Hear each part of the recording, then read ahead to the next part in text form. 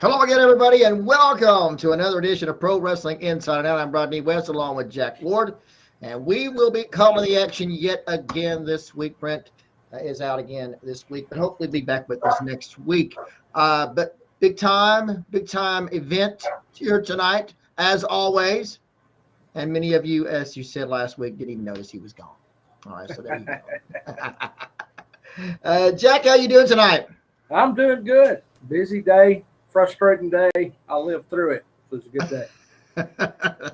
that's the way to do it. So what do we got news this week? Hang on tight. I'll get through it just as quick as we can. Right. Ratings. Raw did a 1.98 million last night. Pretty good. SmackDown 2.4 million. Dynamite 972,000. Rampage 472,000. And 3 years on the air for Dynamite, and they are consistent. No growth. Good. Well, that's, at least they're not going down. I guess. My understanding is that of course, the show is so important that they're going to be preempting it several times. Give me this. I'd like to send our condolences out to the family of Mary Austin, who was the daughter of the fabulous Moolah. Mary also wrestled back in the day for a few years herself. She's a wonderful person. I talk to her fairly often, several times a week. 82, I believe. But you're never ready. You're never ready for your family to leave you. So our condolences and prayers out to her family. John Cena said his Mount Rushmore of pro wrestlers would only include Vince McMahon. So the distancing themselves from the controversy that's going on, probably his agents forgot to tell John. Well, I did see a story, and I mean, if you're covering, I don't mean to step on you if you are, where I think their description talked about the creative issues possibly facing the company without Vince McMahon, and who knows, that could very well happen. Who knows? But at this point I don't see any change as far as I'm concerned. The overall product right now is getting very favorable reviews, all the way around. Their stockholders meeting was today, and of course the numbers come from when Vince was still in the lead chair, but they were up 24% in their earnings for the last quarter, which was good. So it'll be the next quarter and the quarter after before we see how well investors and everybody is looking at the new management team. Triple H, he talked about how he is changing the way things are done and the way things look. He's allowed the terms wrestling ring, wrestler are all back in the vernacular again. Yeah. And he's also going to be changing up some of the gimmicks that he helped develop in NXT, but Vince changed, and he's looking at possibly changing Dewdrops, which I hated the way they named that. One of my favorites myself. Back to Piper Niven. Pete Dunne may be going back to, I think he was Butch now. Humberto Carrillo and Angel Garza are getting their last names back. Tommaso Ciampa may be getting Tommaso back. And we may see Austin back in front of Theory, but that's just a theory at this point. Reports are out that the plan to keep Roman Reigns as the holder of both the World and Universal Championship may change. Triple H, maybe as soon as Clash at the Castle next month. As to who and how they're going to do that, speculation is it's only going to be one of the titles, not both of them. The WWE draft taking place after Clash at the Castle. And as the product has moved to a more serious tone, the 24/7 title is expected to be retired. Oh, well, sorry. Everybody's upset about that. I understand we've got funerals coming up this Friday on SmackDown. Maybe they can bury that right along with it. Tickets went on sale yesterday for WrestleMania, with ringside tickets going for, drumroll please, $10,000. Well, as of today, they have pre-sold more than 90,000 tickets. As a matter of fact, I think it's 98,000. Wow. Wow. Now, here's your breakdown though. It's a 2-day event, so they're doubling counting. You know, if you, a lot of people are only buying for one night, a lot are buying for 2 nights, but they're breaking it in their the way they break their numbers down, kind of like attendance. Yes. But still, 49,000 people for each night. Wow. And see, people don't even know what the card will be. No, nothing. But from if I listen to the AEW crowd, they're in decline. Oh, they're closing the doors. They're about to have a garage sale very shortly. Of course, Vince did have a garage sale, and that's what we see on AEW every week. Speaking of AEW, Chris Statlander is out with a severe knee injury, and I don't know if she's had surgery yet, but she's facing a big one. The NWA next pay-per-view, which is the 74th anniversary show at the Chase in St. Louis, Missouri, will be next weekend, the 27th and the 28th, a 2-night event. They have a huge stacked card. I talked about this last week. I think the pay-per-views are $29.99, but you can get a full year of early access to their regular shows plus all the pay-per-views for $49.99 a year. It's a pretty good deal. I got it anyway. Let's see. And as part of that, they're going to be having a Fan Fest weekend, which will include J.J. Dillon, Barry Windham, and Tommy Wildfire Ridge. All right.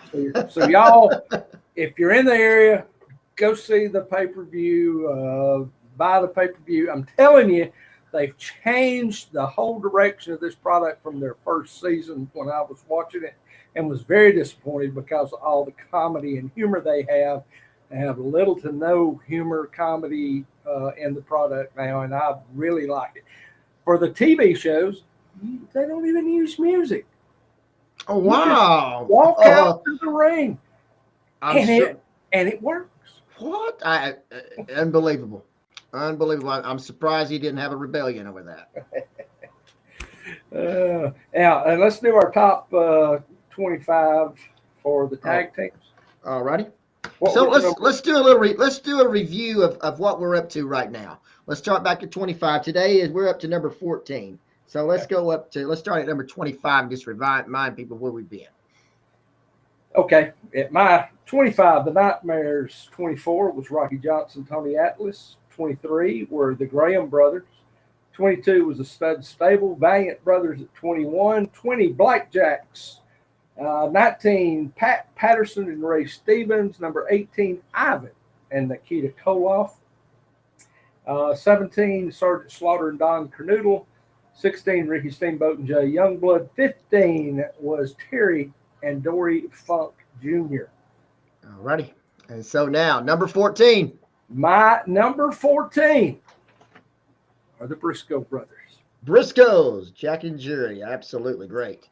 Fantastic tag team there. Let's go back over mine. Number 25, the Dirty White Boys, the Grapplers. Tony Anthony, Lynn Denton. 24, the Bounty Hunters, Jerry and David Novak. Back it's 23, Pork Chop Cash and Troy Graham. 22, the Sheep Herders. 21, Blonde Bombers, Wayne Ferris and Larry Latham. Number 20, Dutch Mantell and Bill Dundee. 19, Ted DiBiase and Steve Williams. Number 18, Ken Lucas and Ricky Morton. 17 was Nick Bockwinkel and Ray Stevens. 16, Ricky Steamboat and Jay Youngblood. Number 15 was Terrence and Jerry Oates. And then my number 14 this week is Bill Dundee and Jerry Lawler. And so that's where we are up to this point. You got your number 14. Get them in. We'll put them up there. Also, I think we had the historian put a post-it on our YouTube page, and he had the team of Nelson Royal and Bill Dundee from 1978. So that was pretty good. So we want to go ahead and get some comments in. Yeah, let's go ahead and take a few comments, and then we'll bring Gil Culkin in to talk to us about an upcoming event he has for this Saturday in Summerall, Mississippi. Did I say that? Summerall, right? Yeah, Summerall, Mississippi. And also the author of the Mississippi Wrestling Territories, The Untold Story. There we go. Great read. All right, we got Mako's on. What in God's flat earth is causing all this? You tell us. Richard Hood is with us tonight. We also have Arissa Bean. Hey, yay, Jack. Wendy Harkins with us. Thank you, Jack. Hope you. They finally did. I got me a big screen TV. And oh boy! It was supposed to have been here yesterday, and I sweated bullets, and they finally came. It finally came today. I actually got it mounted on the wall and everything. Wow. Daniel Lang saw it was Terry Taylor's birthday the other day. Rodney, did you receive a special gift? Yes. I know. Well, happy birthday, Terry, really. I no problem. Yeah, I was going to wish him happy birthday, but I just slapped my leg instead. Yeah, Truth. Gwyneth Ward is with us. Hey, guys. Whoops. I missed it. Not sure how I missed it, but there we go. Hold it. I jumped all the way to the bottom. Hold on. Have to catch back up. Okay. Arissa. Hey, everyone. Danny Hester is with us tonight. Happy Tuesday. Glenn Allen Shelton is with us. Also, Wendy Harkin. She's got a statement here. I seen an article on my Facebook feed that Raw could possibly be going to a 2-hour show.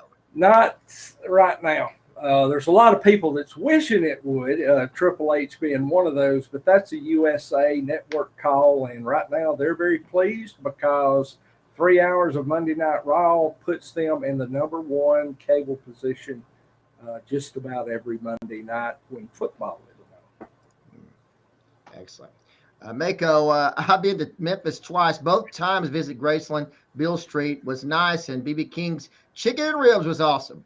Right on the corner of with live blues. Great memories I can't share on this show. Charles Alfred's with us today. Mako, 10,000. Okay, what?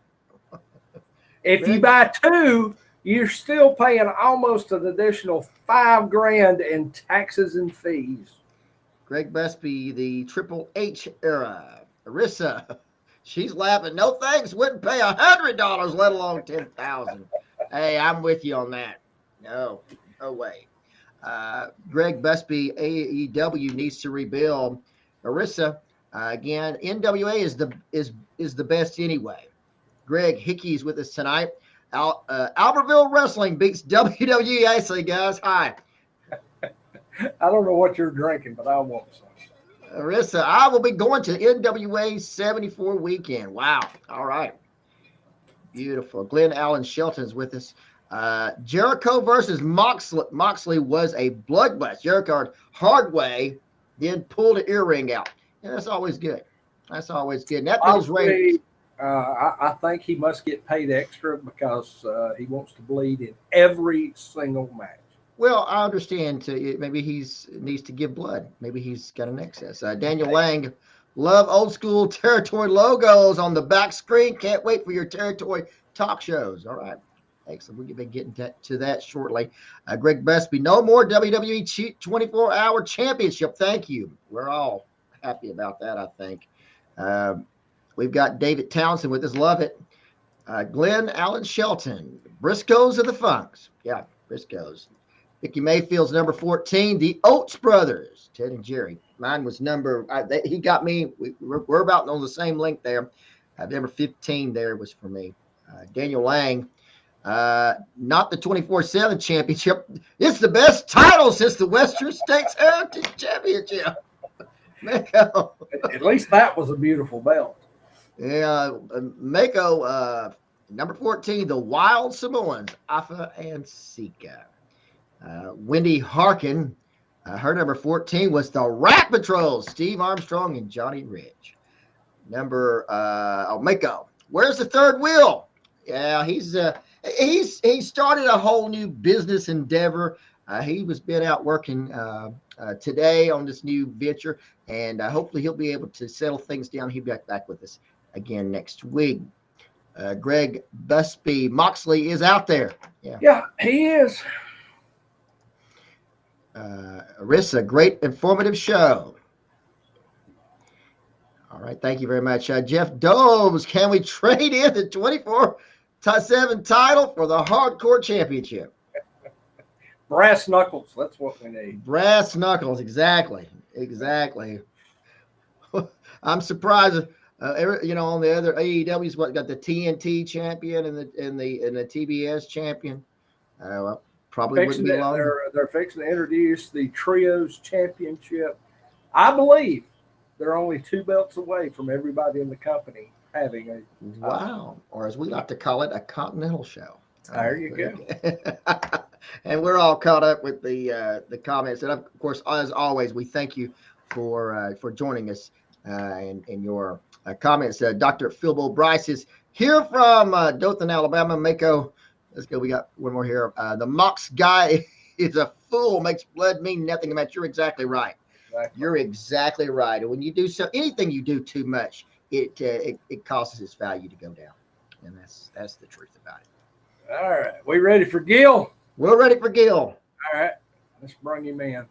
Boom. There's Gil. There we go. Hey, how you fellas doing? Doing good, Gil. Doing good. Glad to have you here. Hey, look, I appreciate you asking me to be on.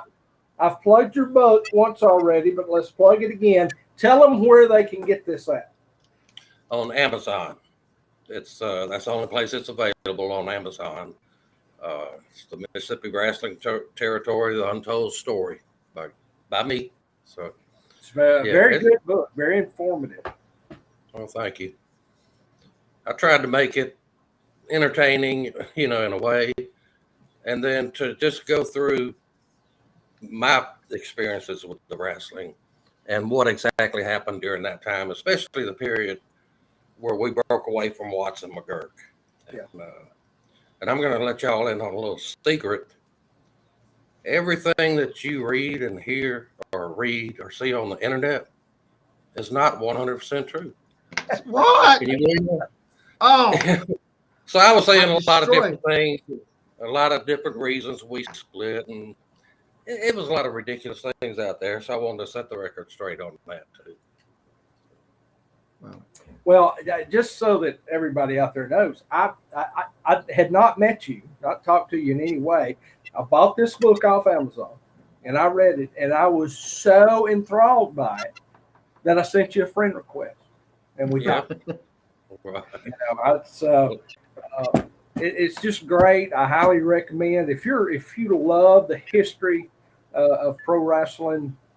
I highly recommend this book. It's very well written. A lot of great stories in there, and a lot of great information.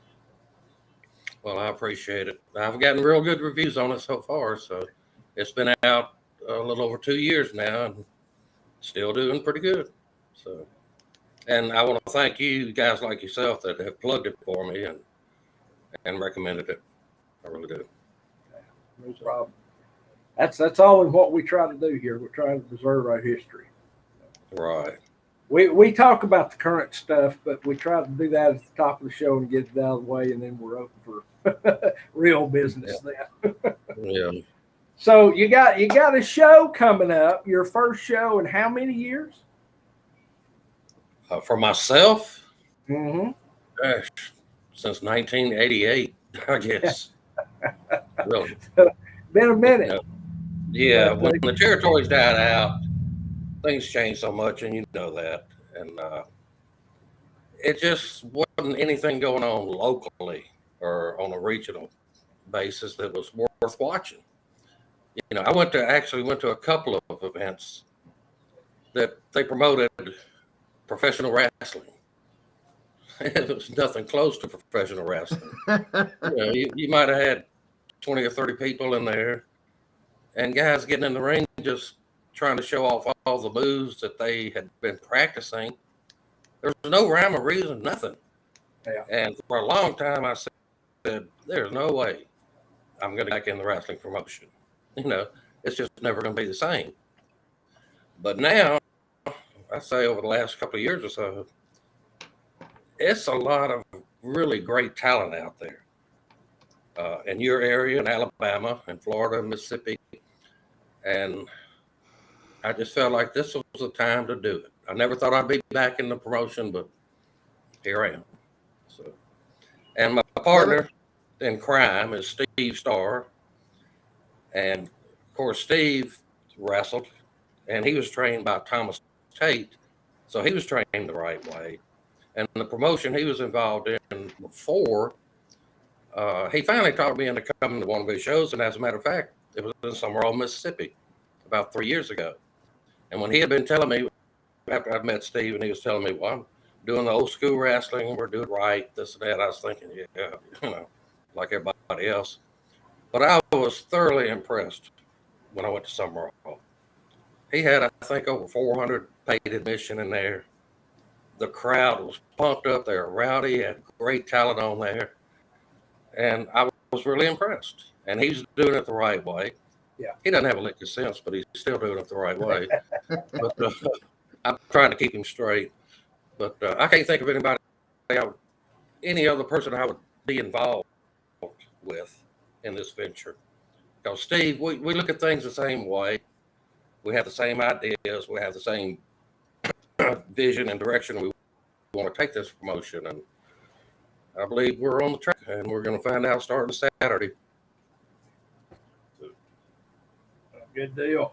Yeah, that's run down a few of the talents that are going to be on your show, because I know the vast majority of these folks, and the thing that impressed me most was that you were able to actually get this many well-known independent wrestlers that I have high esteem for all together on one card.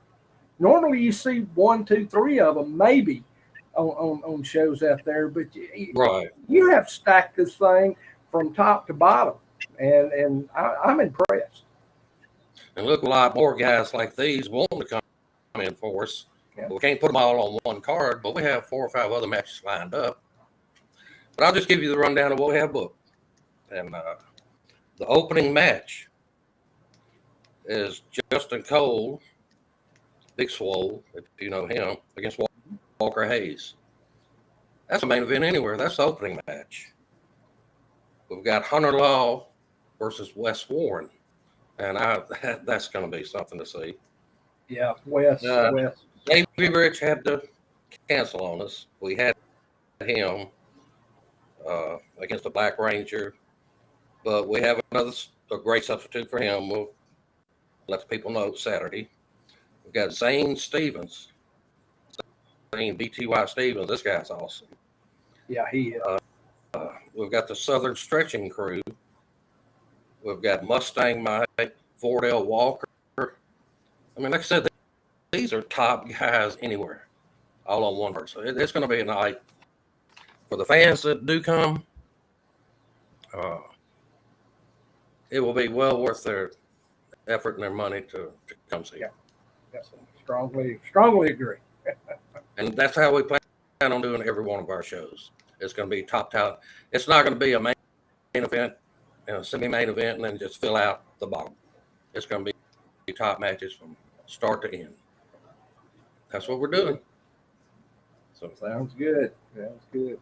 Rodney, you got some questions? Why, sure, I do. I like to go all the way back. I'm talking all the way back. When you were growing up, all right, when you were growing up and you were just little, when you were watching wrestling on TV or whatever, what show were you watching, and what was the wrestlers that you enjoyed watching? Actually, my father was a wrestler. He started in the late 40s and through the 50s and 60s. I remember the first match I ever saw on TV was a match between my father. I think it was in either Monroe, Louisiana, or in Jackson, Mississippi. It was an outdoor show they were filming. And he was wrestling Mario Galento, and it was in the rain. And that scared me half to death. I mean, I was wanting to go help my father out when it looked like he was in trouble. You know, Sure. I really got into it then. And what age were you at that point? Do you remember what age you were at? I hadn't even started school yet at that time. 4 or 5 years old, somewhere in there. Wow. But I remember,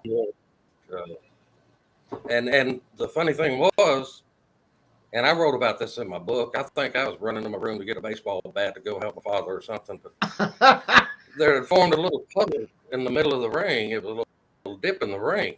It filled up with rain. And Mario Galento keep sticking my father's face in that water, you know, trying to drown him. And I said, that was an experience. But then, of course, I guess when I got in junior high school, my father had started promoting in Mississippi back in the early 60s, I guess. And, of course, I was, you know, watching it then. We were booking through Leroy McGurk out of Oklahoma. It was just called Championship Wrestling then. And I started out well before I got involved in the promotion, from everything from setting up the rings to helping put out posters, you know, just the whole deal from the ground up. Yeah. So I've been around it quite a while. I actually got personally involved in the promotion in 1974. And back then, and I noticed on some of your comments to people, and you're talking about going way back. When I got involved, you had guys like Danny Hodge, Skandar Akbar, you know, people like that. And it was during that time. But basically, over the years that I was involved in it, anybody that ended up being anybody in wrestling, as far as wrestlers, pretty much came through Mississippi at one point or another. So I was just very fortunate. I was a young guy I was in the right place at the right time. And I got involved with the promotion. My father was getting really busy with it. And he asked me if I wanted to help him in the promotion. And that really surprised me when he asked me, you know, because I was going to be a rock star or a football player or something else. But anyhow, I got involved in it. And I don't regret a minute of it. It's been an experience. I've met so many guys, hundreds and hundreds over the years. And it was a great experience. So at no time did you ever want to wrestle? I did think about it at one time. My father tried to sort of discourage me because he knew what it was all about. And then me looking back then I was in shape, you know, I was playing all kind of sports and pretty good athlete. And I thought, well, I'm going to do this. But now I realize that if I had done that, I mean, my life would have gone in a totally different direction because, number one, I would have had to get trained. And to do that, I probably would have gone somewhere else for a while instead of starting out in my hometown, you know, the rest of the match and making a fool out of myself. And then just being on the road all the time. I did seriously think about it. But now I've refereed quite a few times. And I've refereed a midget tag team match, and that was my first time refereeing, and that was an experience. Tell us about that. Tell us about your first time refereeing. That'll be a good one. Let's hear that. Yeah, well, it's in the book. I don't. Oh, is it? Okay. I'm sorry. Okay, no, I don't understand. It's in Kosciuszko, Mississippi, at the fairgrounds, and at that time it was a sawdust floor. I guess cattle barn, where we were having it during the fair, and of course that was a trick, getting the ring level and all that, and then the guys getting thrown out in the sawdust. But to save a little money, I went up, of course, to take the ring up, and my father said, "Well, why don't you just referee it? You know, instead of bringing a referee." Okay. So who else would I think? Oh gosh, I'd have to think. But one of them was a midget tag team match. Those little suckers are so fast, and that's my first experience now. And they gave me fits. They were running between my legs, back behind me, doing this and that, and pulling on my shirt. And it was something trying to keep up with them, but it was an experience. And then, like I said, I refereed quite a few times. That's for a first match. I got run over by Dick Murdoch, so that was an experience. There you go. Well, that's kind of an advanced, really a more of experienced referee with the midget matches, as we can't say that here on this program, however. But anyway, but that takes a very experienced person, and you were able to obviously pull it off in your first match. That's pretty good. I pulled it off some kind of way. Of course, I've been around it a good bit. Then, and at that time, I really had a great appreciation for referees. People don't think about it as much, but a good referee can either make the match right or make them bad. I mean, it's a lot more than people realize, and a lot of times people aren't paying attention to the referee unless he didn't see something he should have seen or whatever, or gets knocked down. But that's a tough job. It really is. So. Well, as you notice in today's product, the referee is just there to count. They're just do the 3 count. They're not actively involved in the match at all. If you'll notice nowadays, especially because that kind of psychology that was involved in that is just not existing in today's product for sure. No, things are so different now. Yeah. Sure. But we're bringing back the old school type of wrestling. We really are. It's called Legacy Championship Wrestling. That's our new logo there. Oh, beautiful. And we also have a logo on the back of the old school logo, if you can see this one. Yeah. Oh, yeah. That's on the back. And Jack, I liked your idea that you sent me about putting them on black, about it really popping out. We may do that pretty soon. Well, us big boys like to wear our black. That's right. Yeah. Right. And those shirts will be available this Saturday at the show, right? Yes. Yeah. So yeah, we got them ready. So, and I'll have a few of my books at the show, but not a whole lot. But I'm anxious about this thing.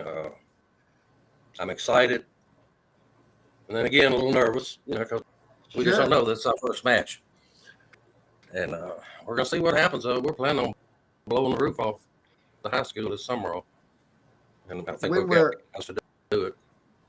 When it first started, and what was the first town you promoted by yourself when you were growing up? Can you remember? You talking about with my father? Yes. I mean, we're talking about back in the 60s and 70s, back in the 70s. Sure. Of course, my father was old, and I joined him. Vicksburg, that's my hometown, was the first one he started out promoting, and then he started promoting Jackson. Then later on, opened up Natchez, the Greenville and Greenwood. So he had regular towns. Once I got involved, it was 6 nights a week. And so, Did and you then, have, of course, when we, I'm sorry. Oh, go ahead. Oh, I was going to say, when we broke away from Watson McCurry in 1977, at that time, the Gulf Coast territory had always been run by the Fields family, Lee Fields and his brother. And he was getting ready to get out. He had the racetrack in Mobile, and he wanted to slow down. And so the timing was perfect. We were having little issues with Bill Watts, mainly. Things were changing, and we didn't like the way things were changing that much. So when that came up, and Lee asked my father to be interested in running the Gulf Coast towns. And of course, that was a big gamble. But we finally decided, because that opened up from North Mississippi all the way to the coast for us. So that opened up Hattiesburg, Gulfport, and towns in between. So basically, we had the ideal territory. Of course, we fought a war for 2 years, a little over 2 years, but the guys loved it. We brought in some of the veteran wrestlers, and then brought in a lot of new guys who ended up having great careers, like the Freebirds, and Rip Rogers, and people like that got their start with us. Percy Pringle, Paul Bearer. So we brought guys like that in there, and we gave them a chance. And I give so much credit to Frankie Kane, the Great Mephisto, because we brought him in as our booker, and he has one of the greatest minds for wrestling of anybody. And he could see the talent in these guys, and he gave them the opportunity, pushed them. We have the veterans to help teach them. But these guys were, even if they were making a little bit less than, say, when they were working with Watts, running all over, several states, 3,000 miles a week or whatever. If they stayed in Vicksburg or Jackson, which most of them did, our longest trip was to the coast to Biloxi. That was about 200 miles from me. So the guys could be home every night, every single night. And they could even stay over on the coast, when we ran that, and then make the next town. They didn't have all the gas expense. They didn't have all the hotel rooms and things, and the expense of being on the road all week. So they were home every night. They were making good money with us, and they were loving it. And we were running 6 nights a week. And finally we got enough guys in on Thursday nights. We'd run 2 towns. We'd split the talent, run Greenville and Hattiesburg. Then Friday nights, everybody would go to Greenwood for the tapings, and then Saturday we'd run 2 spot shows, or sometimes 3. So Wow. yeah, we had plenty of towns to run, and the guys were happy. They really were, and they were actually realizing more money in their pockets, a lot more money, because they didn't have all the expense on the road. So. Yeah, I'll tell you, I know that it had to be amazing during that time, because the entire, of course, my father, Ron West, I don't know if you remember him or not, but Ron West was in Georgia, assistant booker, and everybody was talking about what was going on in Mississippi. You just got Hayes and Gordy over there, and Frankie Kane. Of course, Dad was good friends with Frankie Kane, and they were talking about the place was on fire. Is that your recollection as well? You're cutting out a little bit, but I think I pretty much heard what all you said. You were talking about the Freebirds, I think, getting their start here. We also had Kamala got his start here. James Harris started out as Sugar Bear Harris. His first match ever was in Greenville, Mississippi, against Frankie Kane. And then he ended up turning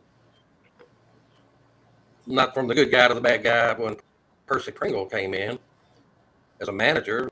He was managing the Mongolians, and he taught Sugar Bear to get with him, and Percy would call him Ugly Bear Harris. So, of course, then he went on later after Mississippi to become Kamala. And the Freebirds, everybody knows about their story. Sure. Rip Rogers, everybody pretty much knows his story, and he's trained so many guys. Yeah.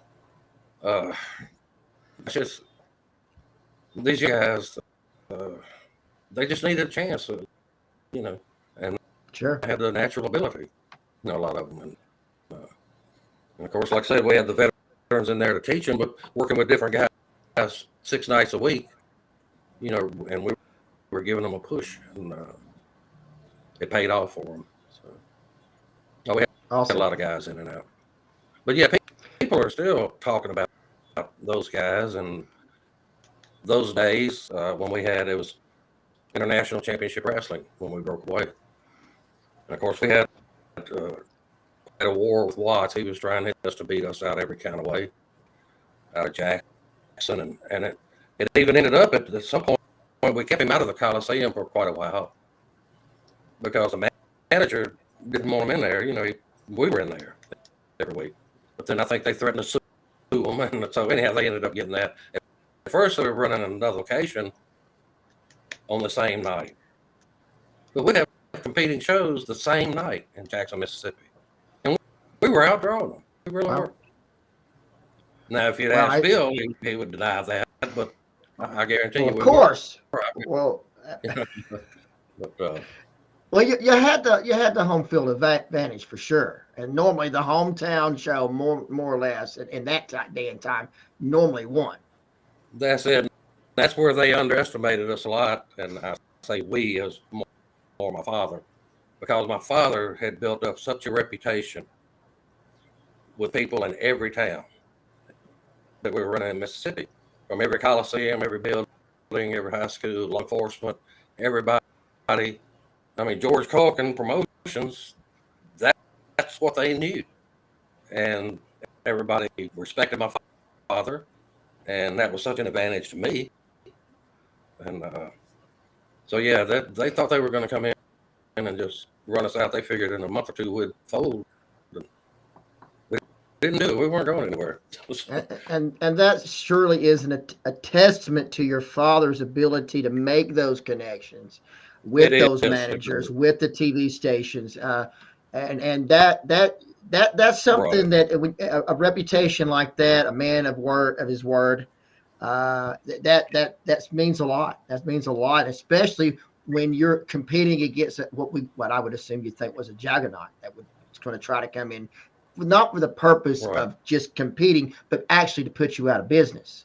And I think Oh, they yeah. found out real quick that's not a winning cause for sure. It wasn't easy. And actually, some people may say that they beat us out in the end, but they didn't. We were still going strong. And I write about this in my book, too. One of my biggest disappointments was we had an antitrust lawsuit, or my father did, against Watts and McGirt. And it was a strong one. And so when Bill came back and got back with Leroy, he had been in Atlanta or somewhere, but he called my father. He wanted to work things out. So they were going to meet in Jackson and work things out on the lawsuit. So I was thinking, okay, well, they're going to settle it or we're going to go on one way or another. And then when it came back and my father told me, he said, well, I've decided to get back with Watts and McGirt. I mean, I was shocked. I was totally shocked. And I never would have. And I know he probably thought that would happen, possibly. And that's why he didn't tell me that was a possibility ahead of time, because he probably knows I would have tried my damnedest to talk him out of it. But, Right. anyhow, it all worked, and Watts had convinced me some kind of way that you can run shows and make more money. Listen, just stack up. We're having a little technical problem there. Let me let you catch up for just a second there. Well, he's froze completely on us now. Now we was getting a good story too. Sorry about that. This is the problem occasionally we have on this program. We'll see if you can come. Gil. Little message up here that says communication problems. I don't know what it is. Yeah. Do you think you could go out and come back in just real quick? See if you come back in, because we were getting into the good stuff. We were about to hit the heart. We was about to get into the good stuff here. Okay. His story while he's rebooting there and coming back, his story resembles a lot mine actually. When he was talking, I as a second generation student of the business, and just as it seems that he is. I just had a lot of thought, and of course, Dad, just as his father had a tremendous reputation with television and with the arenas across the Southeast, just as Gil's fathers did, and you have to admit, they gave them a run for the money, and then, as I said, even in Georgia, we all were paying attention to what was going on in Mississippi, especially just because Hayes and Gordy was rejected on site by Ole. They came to Scottsboro for a tryout match, and he said no way. And so they were off, and they went to work in Memphis. And from what I remember, They were only there for 2-3 weeks and then off to work in Mississippi. And then this amazing thing took place. And I think he was alluding to that. And then, of course, they getting back with Watts as well. Just a tremendous enterprise that they were endeavoring in, and it's really a storybook. I think that success with that. Well, we'll get some more comments in as we're going through this as well. Well, let me point out too, there's a lot of questions being asked of Gil, which is great. And if he can get back on here, maybe he can answer some of those. But buy this book, and just about every question I've seen pop up here tonight is answered in this book. It's very expensive. Great read. Who is on the front cover, Jack? Who is that on the front cover? Does it say? That is the infamous Percy Pringle. Percy Pringle. All right. Percy Pringle. Let's see here. Let me get back where we were at. Let's see. We'll go with Jason Hawkins just real quick. Two criminally underrated tag team, Pat and Randy Rose, and Randy Rose and Doug Summers. A tremendous team. Rest in peace, Gene LaBelle. Label. I'm sorry. To put that down. Hopefully, Gil will be back with us here shortly because we were just, like I said, we're just getting into the good stuff. Eric Hollier, there is a very good book. Thanks for writing it, and I think I put that up here. Christopher Hughes asking where Brent's at. He's doing good. He's not. There's no problem. He's not sick or anything. He's busy into his new business venture, and hopefully he'll be back with us next week. Danny Hester, looking forward to reading Gil's book. Sounds really good. A lot of great stories, and as he's alluded to, and of course more detail than what he has been able to tell us tonight. Of course, always technical difficulties of somewhere. We're like, as we like to use to say about the Southeastern Championship Wrestling, as they used to come on with split screen, instant replay, and other technical difficulties. That's us. Okay, so Delta Rain is with us tonight. Big thumbs up.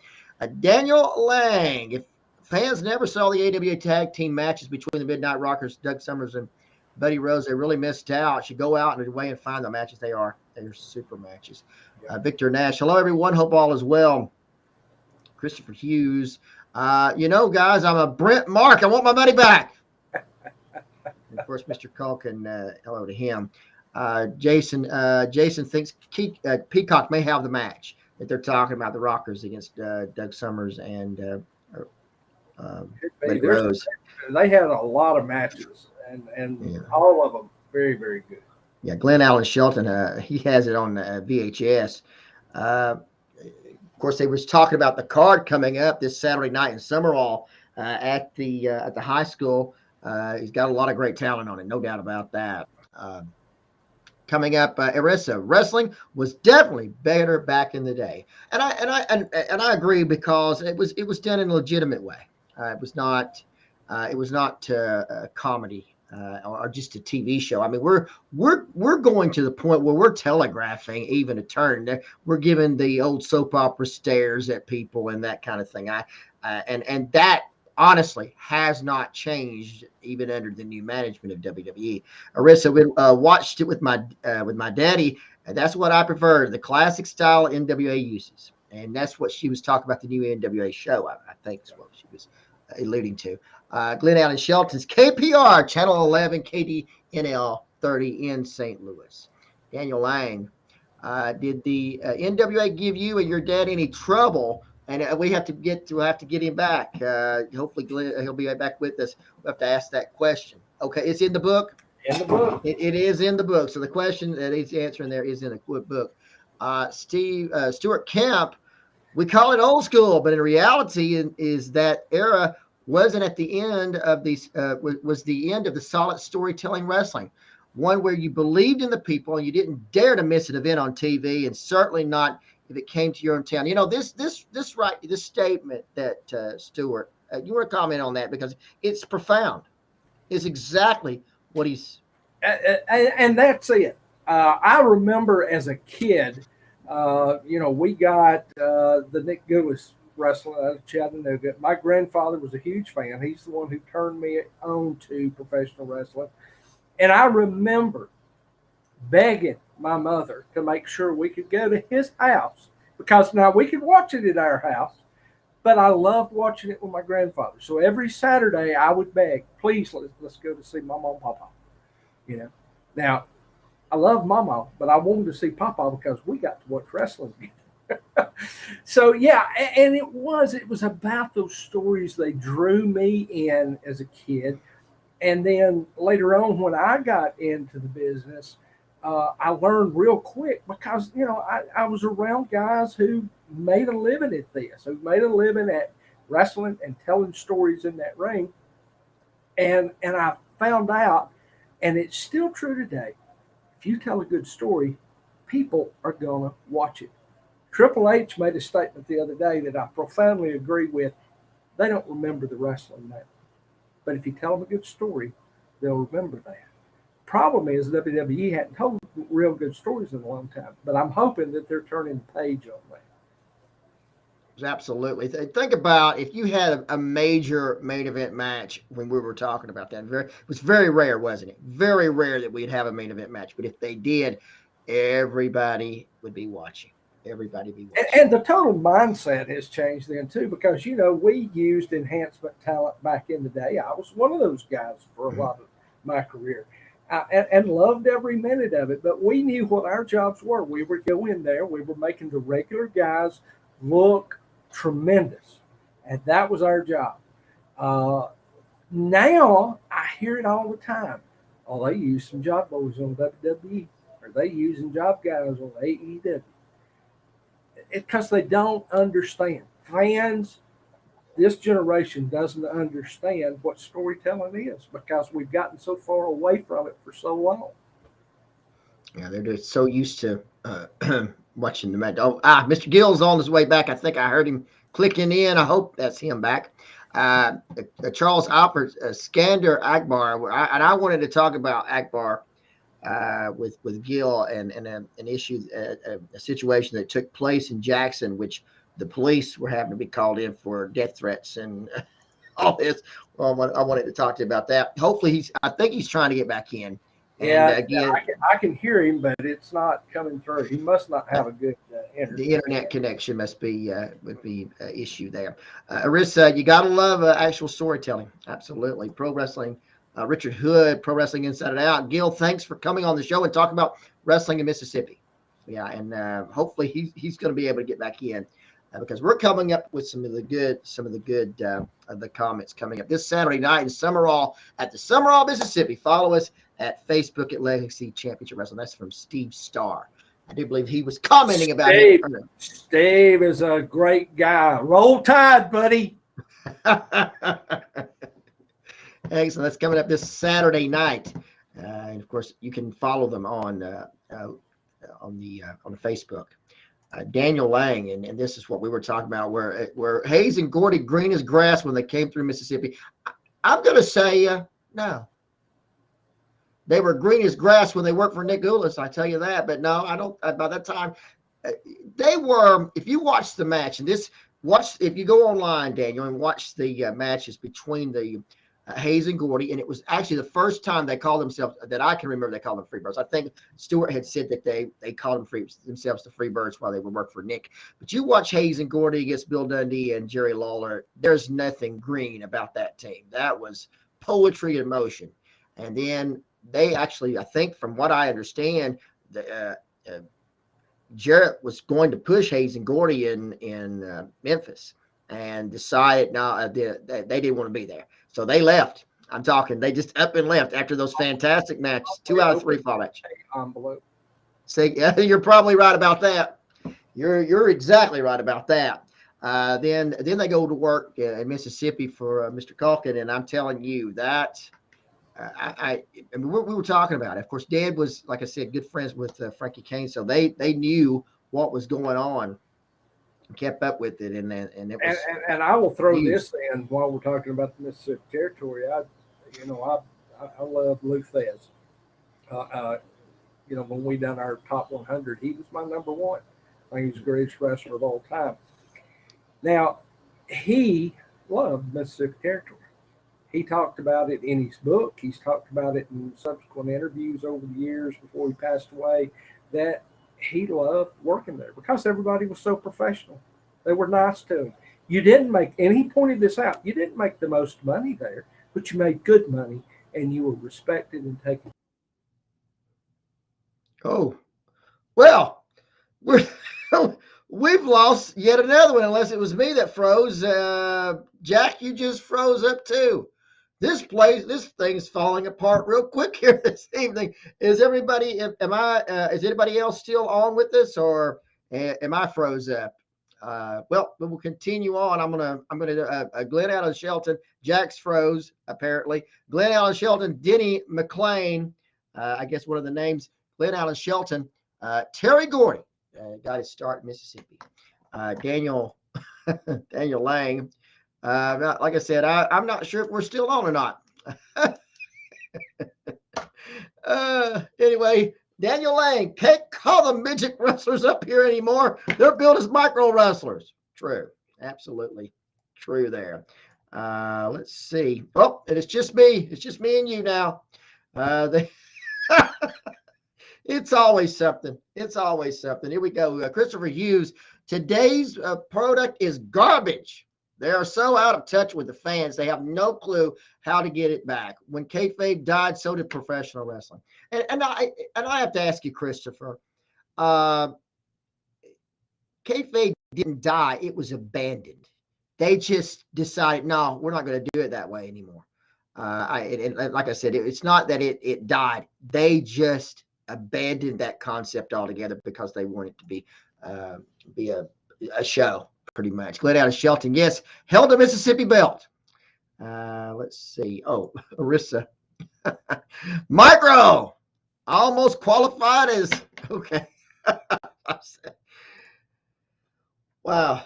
All right, Glenn out of Shelton went to a couple of shows in Jackson, Mississippi. I had an opportunity to go to Jackson, Mississippi. Mid-South was there. A tremendous building, Mississippi Coliseum, tremendous building. Mississippi Coast Coliseum in Biloxi also. Daniel Lang, Percy Pringles, Mama's pride and joy.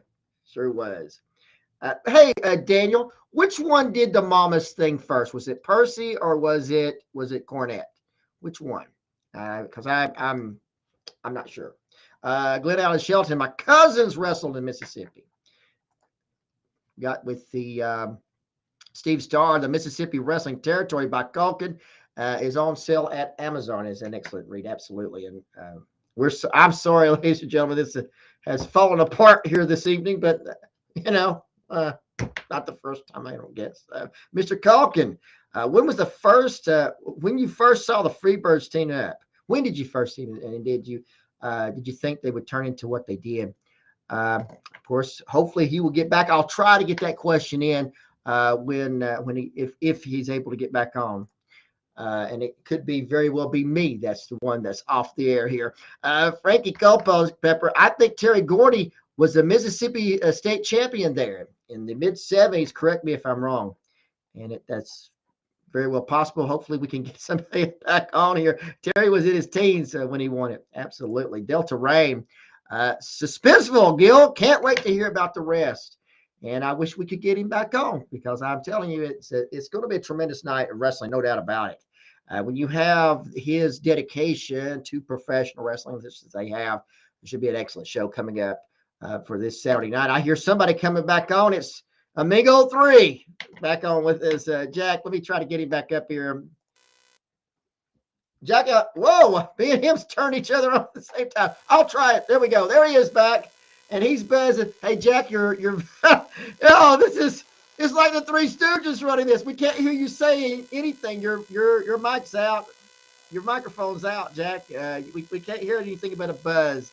Glenn out of Shelton's took wrestlers and caged to Mississippi Carnival with Ricky Murdoch. Wow. No, you're not on. We just got a buzz. I'm telling you, everything that could have gone wrong has gone wrong tonight. Glenn out of Shelton over the weekend anniversary show, 36 matches from Friday to Saturday. Absolutely.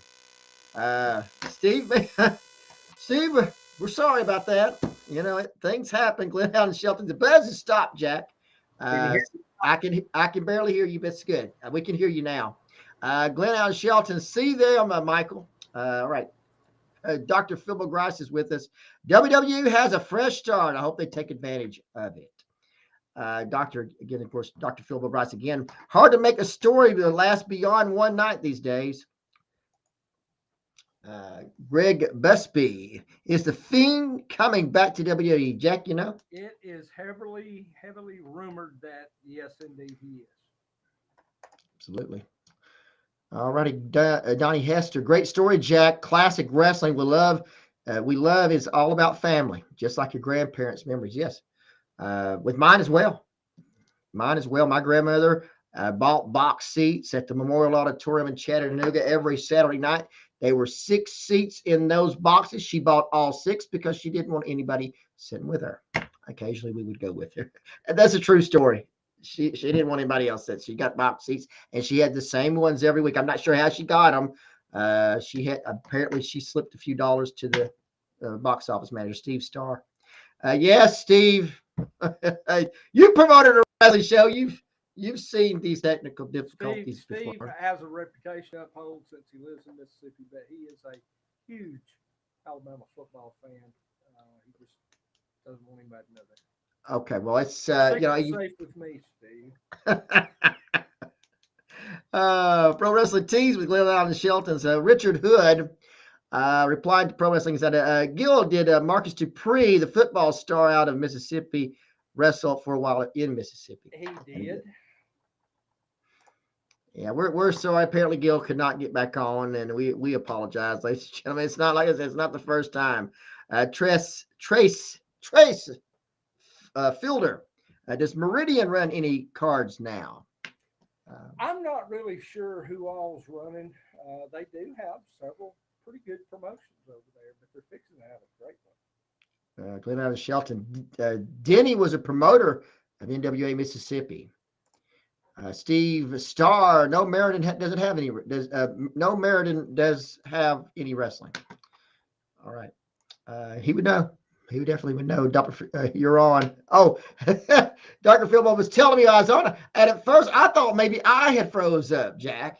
And I thought, maybe I'm the one that's off. I don't know. My dog got in here earlier, and apparently she had knocked my power strip, had unplugged it. And I've got this older laptop, and if it's not plugged up, the battery drains pretty quick. And it sent me a little notification. I wasn't paying attention to it. And then when I realized what was going on, everything just shut down. Well, let's see. They don't have any in Meridian.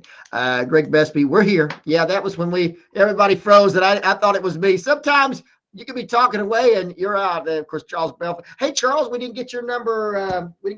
Team number 14 this week. We need you, if you don't mind. I'd like to see who your number 14 is. Arissa. Oh no, Jack froze.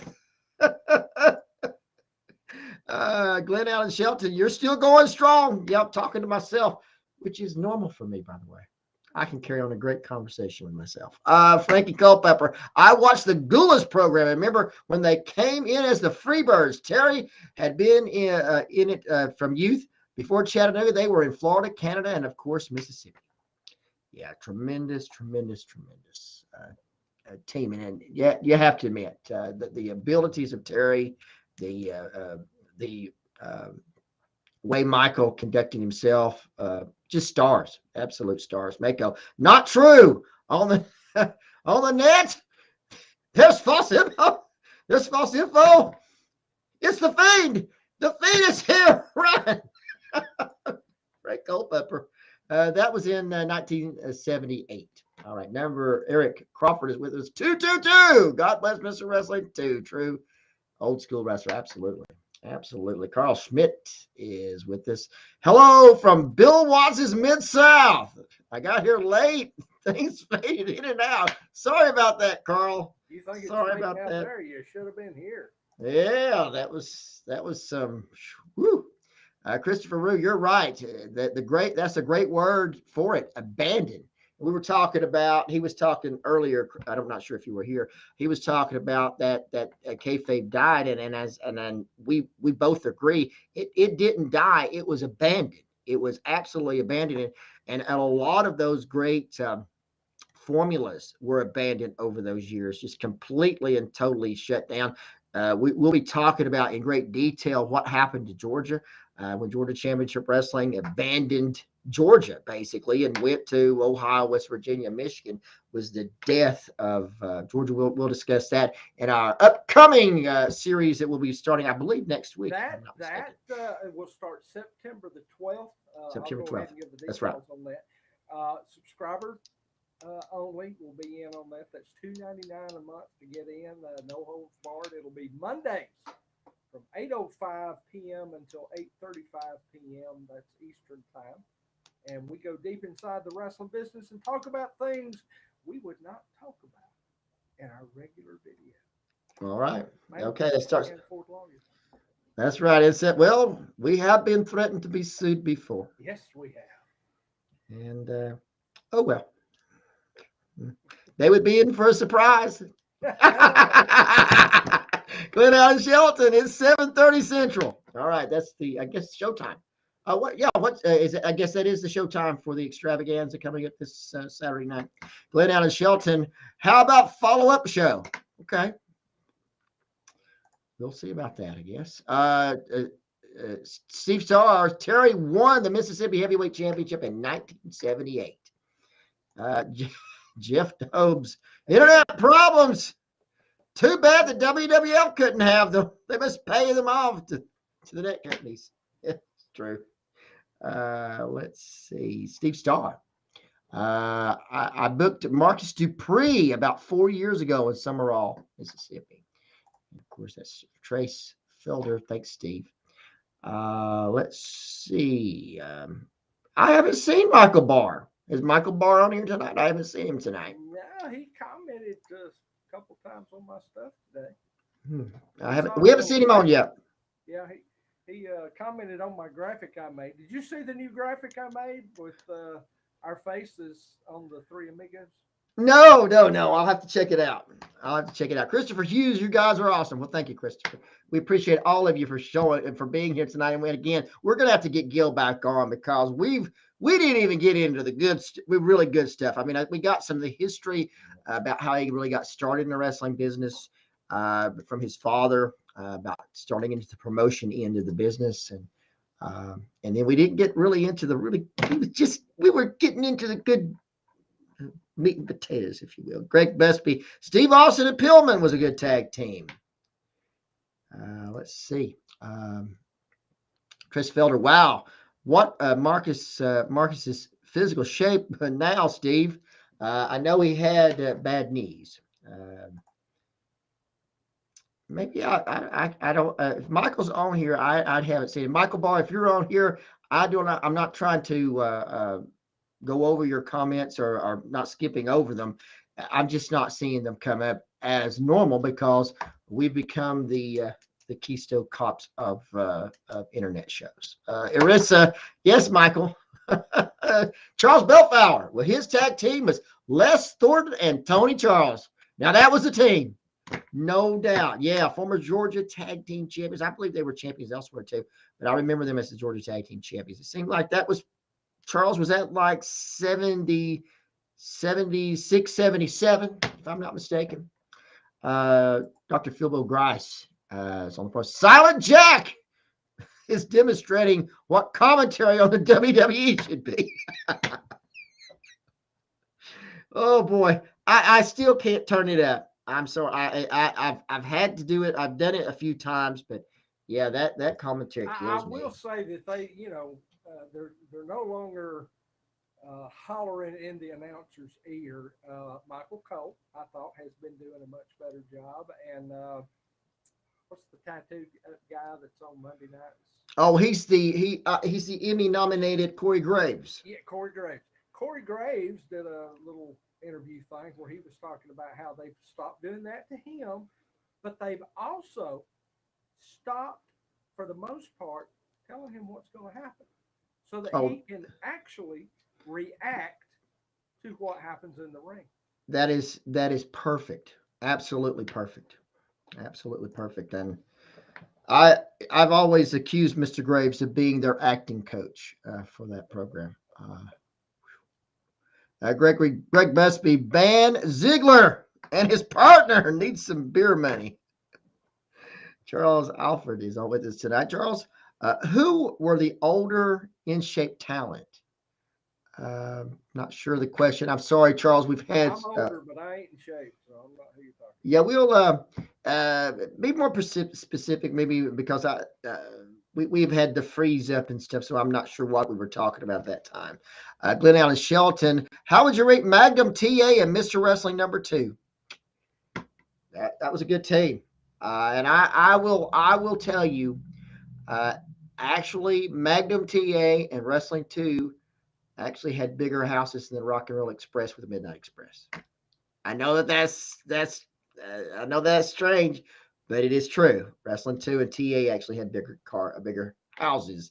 Somebody's trying to come in on us. We're sorry. Oh, we really are. Sometimes it's the network that we have that's causing a problem. And of course, Charles Alford back in the day. Delta Rain. It's a great book. Talking about Gil's book that's coming out. Christopher Hughes.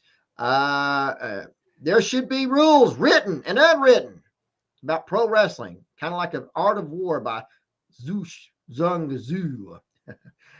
People would still manage to, yeah, you're absolutely right. You know, and we talked about that here not too long ago, they could change the whole nature of the business if they would just start enforcing rules again. Oh, exactly. You know. Exactly. And, well, we'll tell about that on the other show about a concept we come up with, and it was widely regarded as a well, it would have caught on if we didn't have a rebellion on our hands. And I know what as you go back and you look about what happened there, I figured out what we needed to do. Jay's Dobbs, number 14, the Brain Busters, Tully Blanchard, Art Anderson, tremendous team, absolutely. Tress Fielder is back with us. My father had a drugstore and a couple of wrestlers, Ahmed Hussein and Sweet Daddy Banks, would come in and get painkillers from him in the 1970s, 76, 77. Bill Bellflower, 1976, was when Les Thornton and Tony Charles were Georgia Tag Team Champions. Michael Rollerson, his number 14 is Ted DiBiase, the IRS. It was Money. Was it Money Inc.? Ted DiBiase and IRS. Michael Rollerson. Hello, everyone. Welcome back, Mr. Rollerson. Tress Fielder Drugstore was in Meridian. Knowing my father, who knew everyone in Meridian, figuratively speaking, he helped a few other wrestlers as well. Met both Armin and Sweet Daddy, who was Christopher Hughes. How can you go wrong when you put 2 and TA together? I mean, for real. And it was, and the whole coach thing was what Bill Dundee helped it. But Wrestling 2 originally was the one that wanted to do the coach thing with TA. Tremendous, just a tremendous. Check out the match. If you don't believe me, check out a match. It's Wrestling 2 and TA against the Midnight Express. Check that out. It's from Houston. Awesome match, no doubt. Mako. I don't understand why viewers don't hit the like button. Come on, man. You know the thing. Trace Fielder, Sweet Daddy also worked as a construction worker. May eventually ran his own company. All right. Eric Crawford. Rodney, did Mr. Wrestling 2 live in Hawaii? He most certainly did. In fact, Robert, he lives there now. He was raised in Hawaii. And then when he retired, he moved back. Yeah, I think that's right. Richard Hood, his number 14, the Soul Patrol, Ernie Ladd and Thunderbolt Patterson. I didn't get a chance to see them a lot together, but you can imagine you put those two larger than life individuals together. I saw them a few times on the on International Championship Wrestling. But never really got to see them regularly because by the time I remember Ernie Ladd had already turned on Thunderbolt, and Ernie was calling Thunderbolt Thundermouth Patterson.